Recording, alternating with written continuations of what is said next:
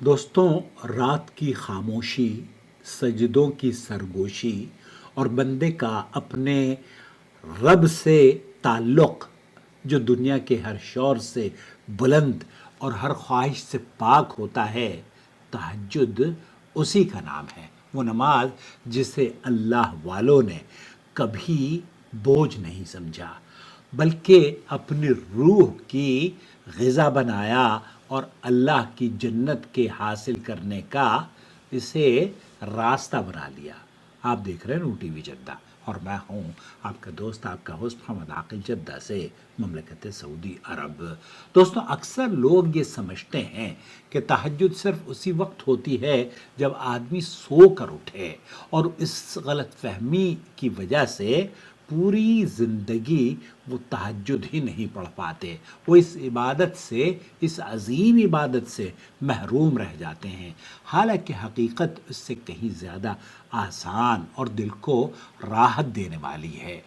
جس طریقے سے رمضان المبارک میں عشاء کی نماز کے بعد آپ تراویح یا قیام اللیل پڑھتے رہے ہیں، دراصل اہل علم کے نزدیک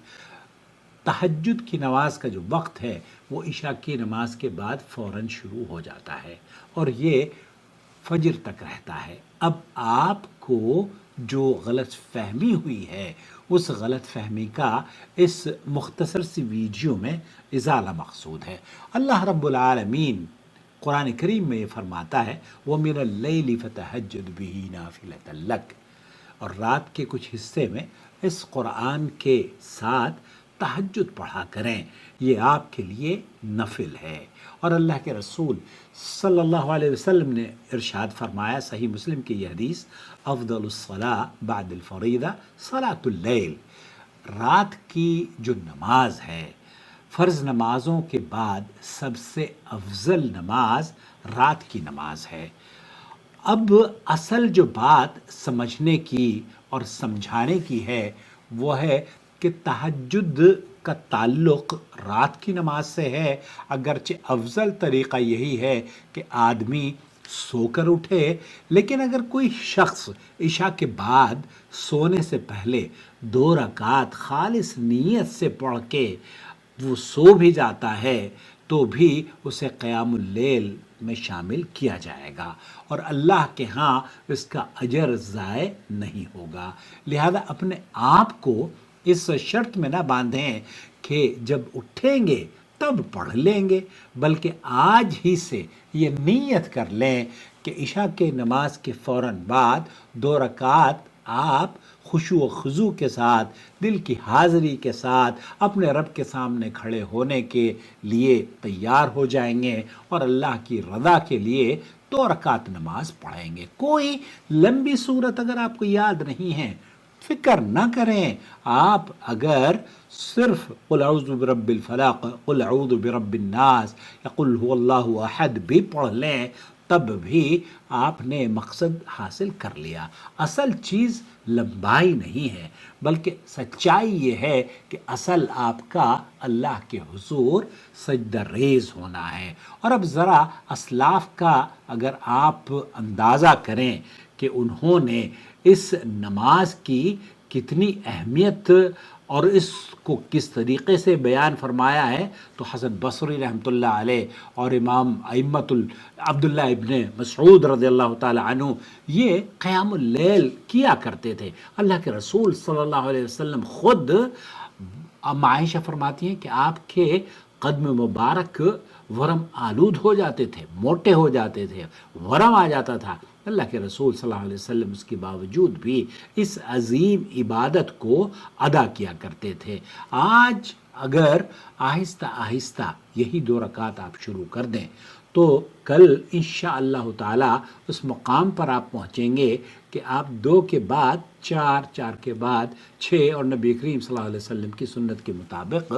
آپ عمل کرنا شروع کر دیں گے۔ عمل کا آسان طریقہ بہت ہی آرام سے آپ کے ذہن نشین کرنے کے لیے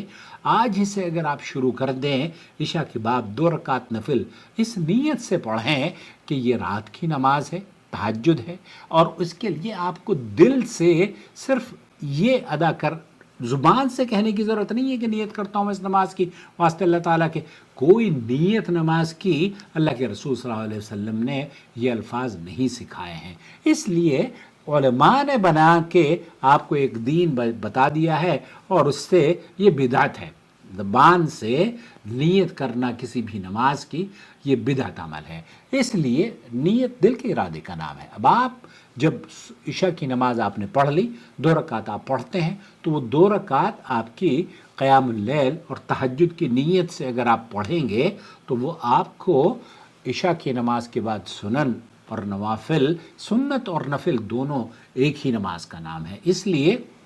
2 रकात आपने अगर इशा के बाद नियत करके पढ़ ली है और पहली रकात में सूरह फातिहा, दूसरी रकात में इसी तरीके से कोई छोटी सी सूरत, और फिर इस तरीके से अगर आप 2-2 करके इवन मोबाइल से भी आप कुरान करीम में हाथ में उठाकर अगर पढ़ना चाहें तो पढ़ सकते हैं। और उसके बाद वितर में अल्लाह के रसूल सल्लल्लाहु अलैहि वसल्लम ने जो अपने नवासे को दुआ सिखाई थी वो पढ़ लीजिए और उसके बाद आराम से सो जाइए। अब आपको सिर्फ करना क्या है, इतना करना है कि सोने से पहले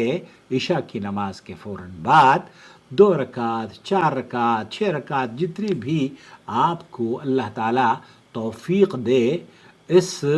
नमाज का पढ़ना आज ही से शुरू कर दीजिए। मुझे प्लीज़ बताइएगा कि कितने लोग हैं जो कि ये समझते हैं कि हम इशा की नमाज के बाद तहज्जुद पढ़ेंगे और वो सुबह तक सोते रहते हैं, उन्हें कभी मौका नहीं मिलता, क्योंकि उन्हें पता ही नहीं था कि तहज्जुद का वक्त तो इशा की फ़ौरन नमाज के बाद शुरू हो जाता है। जब फ़ौरन नमाज का वक्त शुरू हो गया तो अब आप सुबह तक कभी भी पढ़ सकते हैं। अफजल वक्त उसका वही है कि आप सोकर उठें, लेकिन इसी गलत फहमी की वजह से हम उम्र भर नमाज नहीं पढ़ पाते, उम्र भर हमारी तहज्जुद की नमाज निकलती रहती है। तो इसलिए जो बंदा 2 रकात अल्लाह के लिए शुरू कर देता है, अल्लाह रब्बुल आलमीन उसके लिए आसान और रास्ता बहुत ही आसान फरमा देता है। और इंशाअल्लाह ताला एक ऐसा दिन आएगा जबकि आप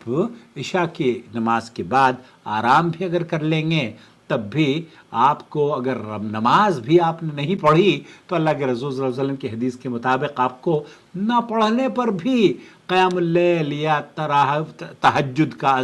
अजर आपको मिल जाएगा। क्योंकि हर वो अमल जिस पर आप दवाम जो मुसलसल आप करते रहते हैं और एक रोज़ किसी वजह से नहीं करते, अल्लाह के रसूल सल्लल्लाहु अलैहि वसल्लम ने फरमाया है उसका भी अजर अल्लाह रब्बुल आलमीन आपको दे देता है, अता फरमा देता है। तो आज से ये फ़ैसला कर लीजिए मैं तहज्जुद पढ़ूँगा,